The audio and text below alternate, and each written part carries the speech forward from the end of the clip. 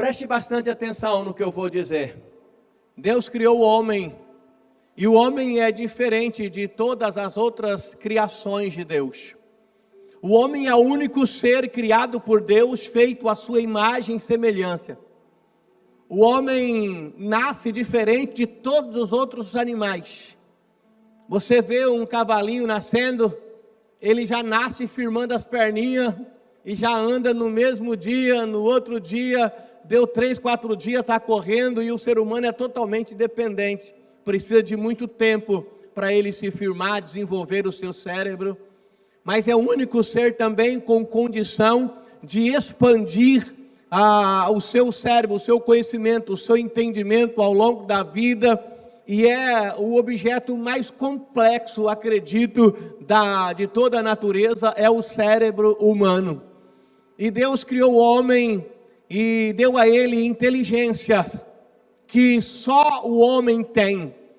Você vai ver animais inteligentes, cachorros, macacos e outras coisas, mas você nunca vai ver, por exemplo, uma roda de tatu reunido discutindo sobre a Tatulândia, como que vai ser, como vai fazer para melhorar a Tatulândia.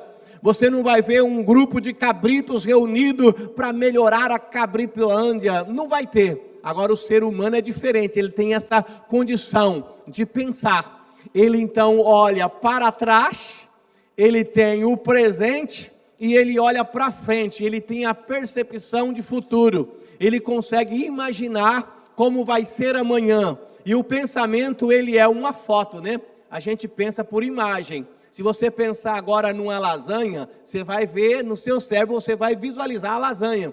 Então a gente pensa por imagem. E a Bíblia fala muito sobre isso, a gente que não dá muito atenção sobre o pensamento. Por quê? Porque o ser humano, ele tem na sua vida, na sua história, algumas situações que ele passa, e ao passar por essas situações, ele vai tendo algumas dificuldades ao longo da vida, porque o ser humano, ele não para de pensar. Enquanto você olha para mim, você está pensando. Não tem como desligar o seu pensamento. Enquanto você está acordado, você está pensando. E quando está dormindo, o seu cérebro também está trabalhando. Todo o seu organismo está reagindo. Tanto é que você perde cerca de 700 ml de líquido durante a noite por causa dos seus sonhos, por causa daquilo que você sonha. Você tem liberação de vários hormônios, o cérebro continua ativo.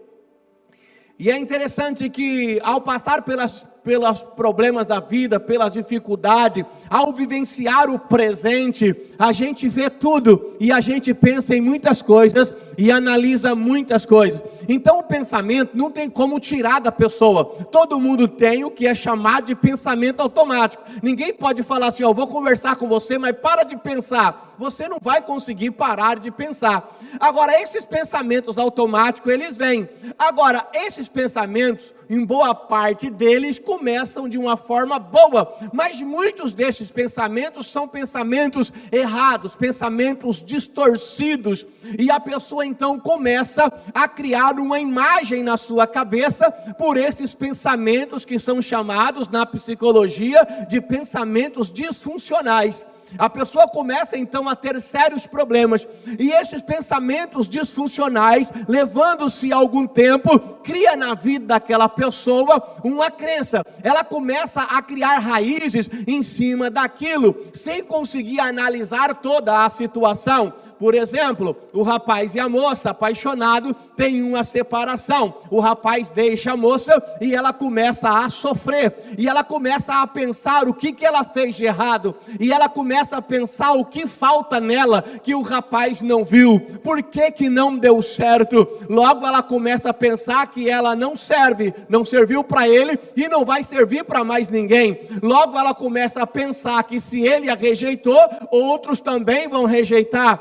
Então ela começa a criar na sua cabeça uma crença a respeito de si mesmo, a respeito dos outros, e isso reflete no seu futuro. E tem pessoas que dizem, eu nunca vou dar certo certo nessa vida. Por que você diz isso? Por causa de experiências que você já passou ou situações que você esteja passando. Então essas crenças, elas vão se arraigando e vai trazendo para nós sérios problemas. Aí nasce a ansiedade, o medo, a depressão e alguns outros transtornos. Então é importante eu saber que eu preciso cuidar disso. Aquela moça que separou do rapaz e começou a sofrer e a criar crenças por causa dos pensamentos disfuncionais, talvez se fosse orientada a enxergar de uma forma mais ampla, uma vez que nós estamos dentro do problema, não conseguimos enxergar ele num todo, uma vez que nós estamos sofrendo com aquela situação, nós temos dificuldade de ver de uma forma mais abrangente, mesmo que tenhamos conhecimento sobre o assunto. Por isso é importante ter pessoas do nosso lado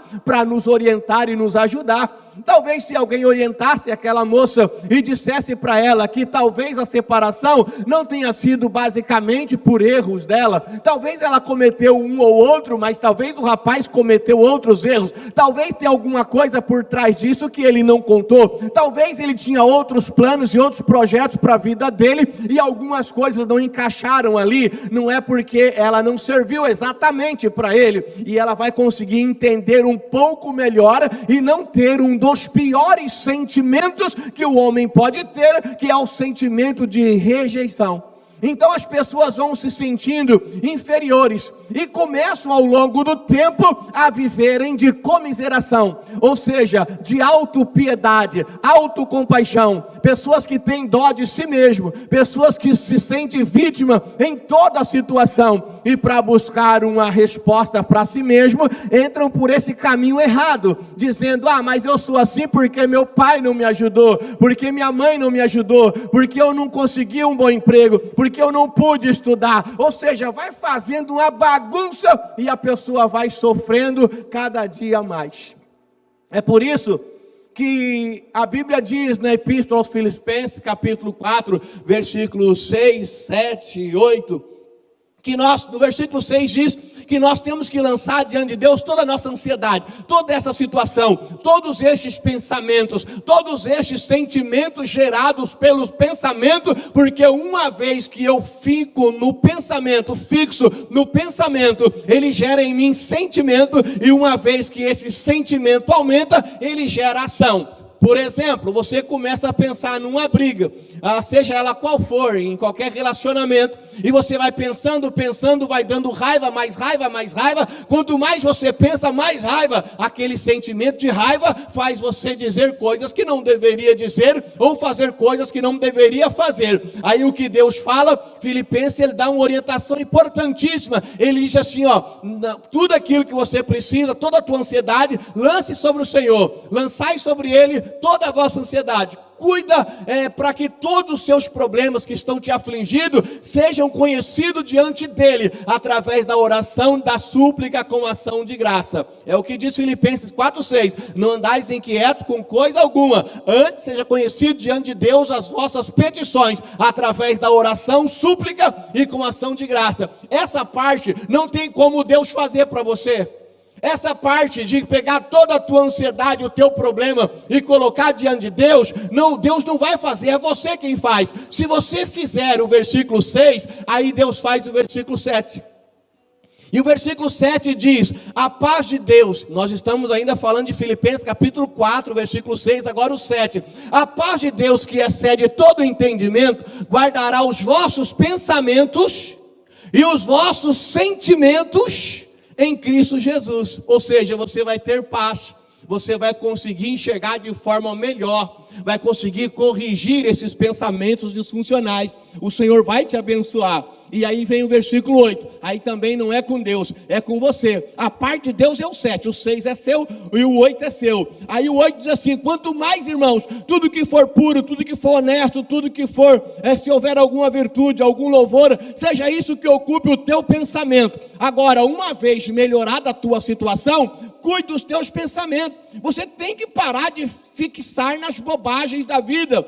Você tem que parar de criar coisas irreais e focar nelas e sofrer por elas. Tem gente que sofre por coisa que não existe, e tem gente que sofre por problema que vai acontecer bem depois, mas ele já sofre agora, e quando o problema acontece, porque muitas vezes acontece, principalmente pela abertura dada ao diabo pela tua fé, porque assim como imagina a tua alma, assim é, diz a Bíblia.